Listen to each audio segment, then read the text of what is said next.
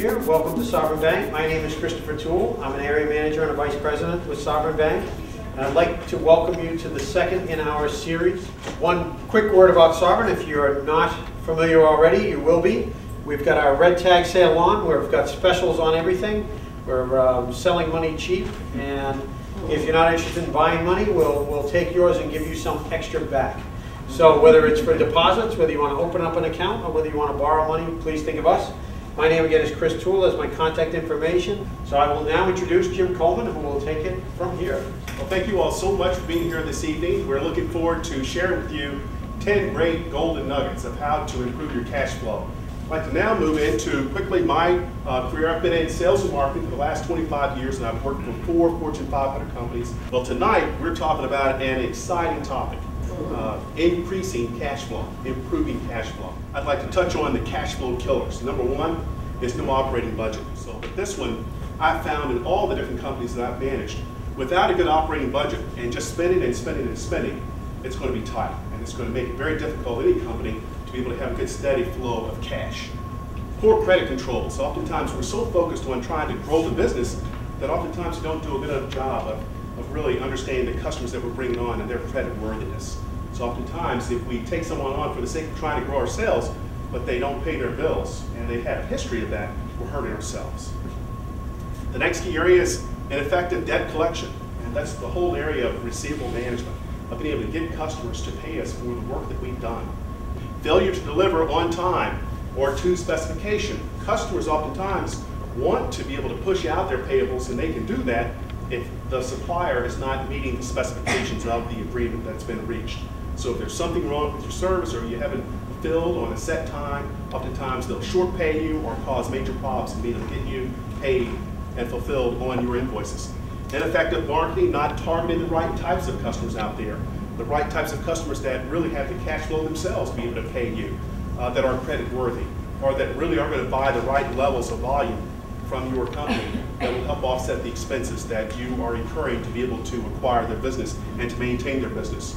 And then lastly, poor credit causing your suppliers to put you on COD. And not having good credit terms from your suppliers tightens up your amount of cash very, very quickly.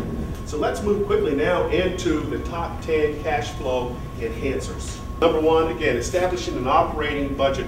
If you don't have one, get one as soon as possible. Work with your accountant or bookkeeper to establish pretty much an operating budget and have that as a part of your business plan. And stick to it and watch it on a monthly basis, cover it with your accountant, at least on a quarterly basis, and know where you are at all times. And stick with that budget. Itemize your expenses in the area of marketing, travel, and entertainment, salaries, bonuses, and insurance. Number 4, selecting the best customers. The best customer isn't always someone that's doing the most volume. I've had customers that have done a lot of volume that don't pay me on time, that cause a lot of major problems, that cause me to rework, that send back product, that are buying product at a cheap price where I have to compete on a price level. The best customer out there is someone that is buying a right amount of volume from you, that's buying at a premium price, that's paying you on time, that's responsive, that takes on new products. And so it's critical that business owners are able to take a CRM system as simple as like a Salesforce.com. So number one, identifying who those customers are, your best customers, and then selling those current best customers more of your services. I call that kind of penetrate the penetrated, because usually they're going to pay you faster and they're going to buy premium products from you. And then compiling a list of prospective customers that look like your best customers. There are all kinds of systems out there like Info USA where you can go in there and really dig out and compile a list and have it to reflect your best customers, so that as you grow your business, you're really looking at trying to replicate or duplicate the numbers of customers that are doing a good job for you. The next key area, billing your customers on a regular basis. Oftentimes we're so busy trying to get business that we forget to bill. It's best to set a specific date or day of the month, sit down and send out the invoices. I've focused on how do you really come up with that specific day and to come up with a way so that my customers are expected to get billed. You've got to also make sure that on the invoice date, on the invoice that you're putting the actual date. Oftentimes, if you don't have a date on the invoice, the customer will take forever to pay you. And it's not like you can just pay whenever you want, or 30 days or 60 days out. But to really be specific on your invoices, to let them know when you're expecting payment. And then lastly, to send your invoices to the appropriate contact at the account. It's amazing how many companies out there that when they don't get paid, or when they're sending their actual invoices, they're sending it to the person that maybe made the decision on the agreement to actually buy. And that person is not in the accounts payable department. Number 6, establish an effective collections process. I said electronic as well as paper-based, snail mail. The next is on the larger invoices. This one company that I helped out, on the large invoices, we would overnight via DHL or Federal Express. Now, the benefit of that is that, number 1, they get it. Number 2, you can tell that they got it, so they can't say they didn't when you call them. Susan, did you get the invoice? Oh, I didn't get it. Well, it says you signed it on this date. Okay, so we know that you did get it. The other most important point, though, on it going a large invoice going via a courier, is that it's going to get the attention of the department. They're going to open it. It's going to be urgent. It's not going to come in there like it's just a regular bill. So it's going to get their attention. Closely monitor accounts receivables. Accounts that are 60 days plus, take immediate action. When it starts to get above 60 days, you're putting yourself at a major risk of being able to get paid. Notify the accounts payable department at your account and make sure that, again, you're talking to the main contact to be able to get paid. Partner with companies like Green Flags. I've got a very good process on being able to help you to collect in a very diplomatic way that is kind of like a crescendo. It increases. They send out direct mail on your behalf. And working with them and a good partner out there is critical on those accounts that are 60 plus days. You can't take any risk on this. It'll shut you down. Are there any questions about cash?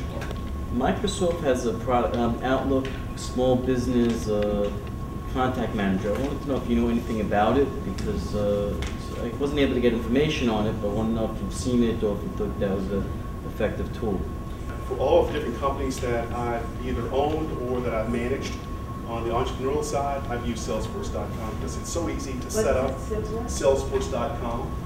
Is there a formula that's associated with your revenues generated, when the money's come in, and what your expenses are? I've got a database called ProfitSense that allows us to be able to look at your specific industry and to come up with the right formulas and the right budgets that will allow you to beat the industry that you're in.